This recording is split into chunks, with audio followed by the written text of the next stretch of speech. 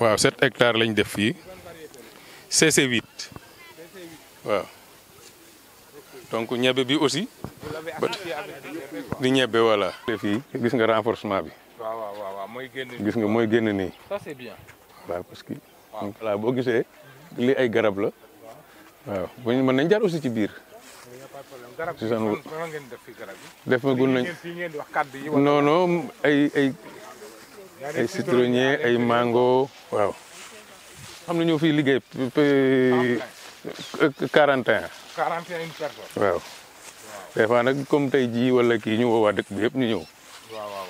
xam na dañuy romb 41 personnes daal ñoo fi am. ñoom waaw ñoom. ngeen ko def da ngeen ko def parcellisation wala da ngeen. non dañuy def travail collectif. collectif le travail collectif. travail collectif la waaw. 41 personnes yooyu bu ci nekk ci benn famille la jógee. bu ci nekk ci benn famille. fii ci dëkk bi. waaw ci dëkk bi. mais amul yeneen dëkk yu fii ñëw. non pour le moment nii amaatagul à part vacances agricoles yi daal la ñu recevoir ñoo xamante ne. gis nga bi papaay la. waaw. première fois ñu emballé ko donc moo tax ba ñoom seen teewaay ci tool bi vraiment muy loo xam ne lu ñu rafetlu la donc vraiment lu ñu saluer la seen taxawaay moom rafet na trop boobu idée moom vraiment idée bu am solo la. la woon ñaata sur 1 hectare. 1 hectare 5. ok ñaata ngeen ci def production. production bi. waaw. 1 tonne 250.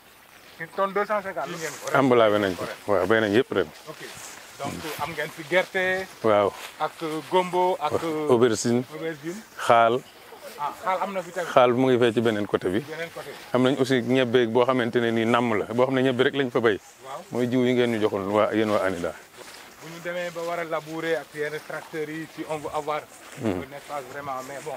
c'est des arbres forestiers yoo xam ne mën na am njëriñ quoi surtout sur la fertilité du sol. pour maintenir ko quoi. ba pare aussi temps wu noor xam nga ne. ñu bëri. foog naa ne am na. bu nekkee travail collectif. 41 personnes ku ci nekk si benn kër nga jógee. ku ci nekk si benn kër nga jógee. ok ku ci nekk si benn kër nga jógee. 41 familles. ça fait 40 waaw ça fait 41 familles waaw. macha allah vraiment. defoon nañu aussi kaani salade. defoon nañu tamit xaal ci noor bi. ok xaal waaw. campagne boobu bii passé waaw. campagne boobu noonu bi ngeen dajalee li ngeen am yëpp ngeen jaay ko. ñaata la leen jox ci chiffre d'affaires ñaata ngeen amoon global. global lépp bu ñu ko calculer dina mat ay 4 millions et plus ah. 4 millions et plus. waaw. si ñaata temps ngeen ko def loolu campagne bi 4 mois wala 3 mois. waaw presque 4 mois manqué na tuuti sax. ah waaw. très bien. mais heure bii la de ah. oui macha allah vraiment. vraiment ah. oui. ñebe ji mu ngi meññ am na solo. macha allah. oui mu ngi meññ. Permettre aux populations de Ngouy de pouvoir travailler 12 mois sur 12.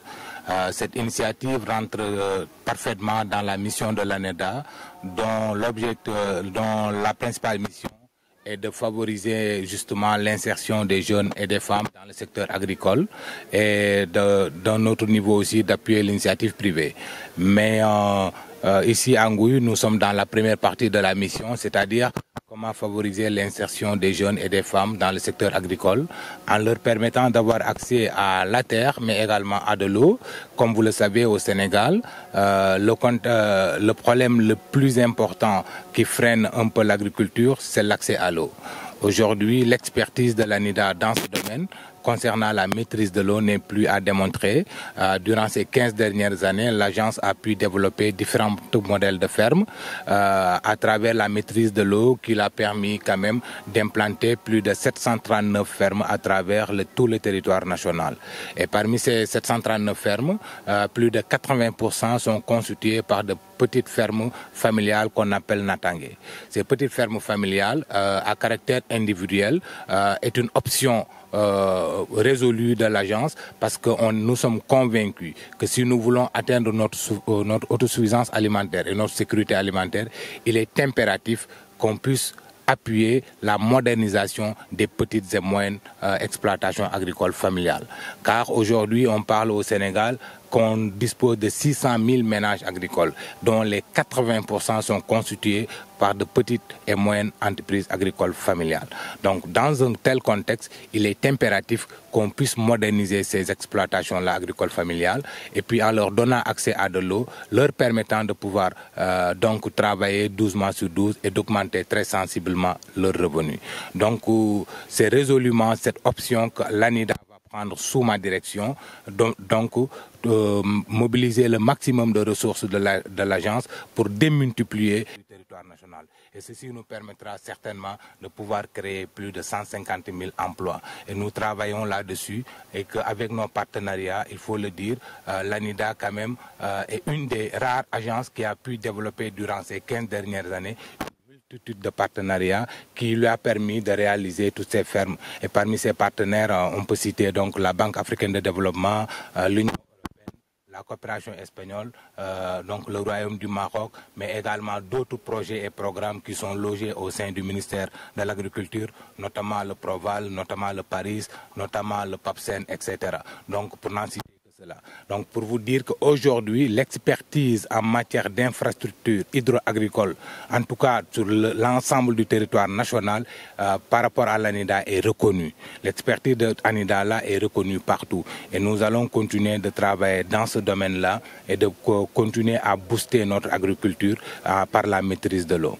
Donc c'est dans cette perspective que dès ma nomination à la tête de l'ANIDA, je suis à ma 2e semaine de travail, j'ai décidé d'aller à la rencontre de ces producteurs, de les écouter attentivement, de comprendre leurs besoins, de comprendre leurs préoccupations et de pouvoir réorienter par la suite la mission de l'agence pour que tout ce que nous faisons puisse répondre effectivement à ces besoins que nous avons collectés, donc par une écoute active de ce que attendent les producteurs par rapport à l'agence. C'est donc dans ce contexte que nous avons donc démarré depuis donc le début de la semaine une visite dans une de nos zones, qui est la zone ouest, qui couvre les régions de Thiès, de Dakar, mais également une partie de Diourbel, où on a une coordination, une équipe qui avait composé de conseillers agricoles, mais également de techniciens, de génie rural, de génie en électromécanique, mais également d'agronomes qui accompagnent les producteurs, qui les forment, qui les encadrent. Là, dans cette ferme, nous avons Madame Dramé qui est là, qui est leur conseiller, qui est H24 sur la ferme pour accompagner ces producteurs-là. Donc le dispositif du conseil agricole aujourd'hui au niveau de l'ANIDA doit être renforcé. Et je travaillerai là-dessus avec mes équipes pour que en fait, le conseil agricole puisse être beaucoup plus proche aux producteurs et puis qu'on puisse les encadrer davantage afin de booster la production.